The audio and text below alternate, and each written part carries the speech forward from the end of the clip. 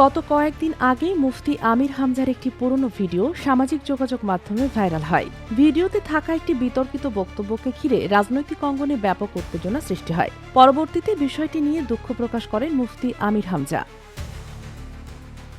এর মধ্যে গতকাল রোববার নিজের ভেরিফাইড ফেসবুক পেজে দেওয়া এক পোস্টে তিনি জানান তাকে হত্যার হুমকি দেওয়া হচ্ছে। তবে কারা বা কোন পক্ষ থেকে এই হুমকি এসেছে সে বিষয়ে তিনি স্পষ্ট করে কিছু উল্লেখ করেননি। তার এই বার্তার পর থেকেই সমর্থকদের মধ্যে ক্ষোভ ও উদ্বেগ ছড়িয়ে পড়ে এবং বিভিন্ন স্থানে প্রতিবাদ শুরু হয়। প্রতিবাদের অংশ হিসাবে আজ কুষ্টিয়া সদর উপজেলা জামায়াতের উদ্যোগে একটি বিক্ষোভ মিছিল বের করা হয়। মিছিল শেষে সমাবেশে বক্তব্য দিচ্ছিলেন কুষ্টিয়া জেলা জামায়াত ইসলামের আমির মাওলানা আবুল হাশেম। বক্তব্যের এক পর্যায়ে তিনি হঠাৎ অসুস্থ হয়ে মাথা ঘুরে মাটিতে লুটিয়ে পড়েন। এ সময় উপস্থিত নেতাকর্মীদের মধ্যে আতঙ্ক ছড়িয়ে পড়ে। দ্রুত তাকে উদ্ধার করে হাসপাতালে নেওয়া হলে চিকিৎসকরা তাকে মৃত ঘোষণা করেন। এ ঘটনার পর নিজের ভেরিফাইড ফেসবুক পেজে শোক প্রকাশ করে মুফতি আমির হামজা লিখেন, তিনি তার অভিভাবককে হারিয়েছেন। তিনি আরও উল্লেখ করেন, তাকে হত্যার হুমকির প্রতিবাদে আয়োজিত বিক্ষোভ মিছিলে বক্তব্য দেওয়ার সময় কুষ্টিয়া জেলা জামায়াত ইসলামের আমির মাওলানা আবুল হাশেম স্ট্রোক করে ইন্তেকাল করেন।